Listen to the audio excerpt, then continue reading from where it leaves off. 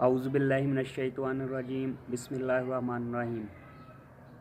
नाज़रीन, उम्मीद है आप सब लोग खैरियत से होंगे। मैं हकीम इफ्तिखार तालब दवाखाना हकीम तालब हुसैन से बात कर रहा हूँ। अच्छा, आज का हमारा मौजू है कि ज़्यादा हम बिस्तरी से क्या नुकसानात हो सकते हैं, यानी कि ज़ायद मुबाशरत का नुकसान, कसरत जमा का क्या नुकसान होता है। आज मैं आपको इस सिलसिले में बताऊंगा कैसे आपकी सेहत के उसके क्या असरात पड़ते हैं, कैसे आपकी सेहत इससे डिस्टर्ब होती है।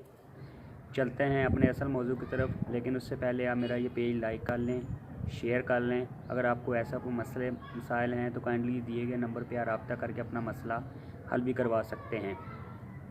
याद रखें कि मुबाशरत में इत्तदाल से काम लेना मुनासिब मौजू है। इससे सिर्फ क़ुव्वत शहवानी की उम्र तवील होती है, बल्कि सेहत और जिस्मानी क़ुव्वतें भी बहाल रहती हैं।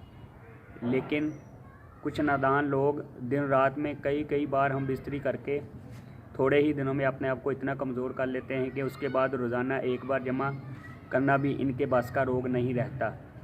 ऐसे लोग बावजूद कई बार हम बिस्तरी करने के औरत की तशफ़ी और तसल्ली भी नहीं कर सकते। इनका मकसद सिर्फ अपनी ख्वाहिश नफसानी का पेट भरना होता है। बीवी के जज्बात से उन्हें कोई गरज नहीं होती, इसलिए इनकी जहालत और लाइल्मी इन पर औरत की तसल्ली और तशफ़ी का राज ज़ाहिर होने नहीं देती। याद रखें, मर्दाना कमज़ोरी इतनी जल्दी पैदा नहीं होती, मगर जब पैदा हो जाए तो इतनी जल्दी ठीक भी नहीं होती। एतदाल पसंदी अपनाएं, बुरी सिबत से बचें और सेहत पाएँ। अगर आपको ऐसा कोई मसला है तो काइंडली दवाखाना हकीम तालब हुसैन पर रब्ता करके अपना मसला ये ठीक करें। उम्मीद है आपको मेरी ये वीडियो पसंद आई होगी। अल्लाह ताला आपको सेहत और तंदुरुस्ती दे। दुआओं में याद रखिएगा। अल्लाह हाफिज़।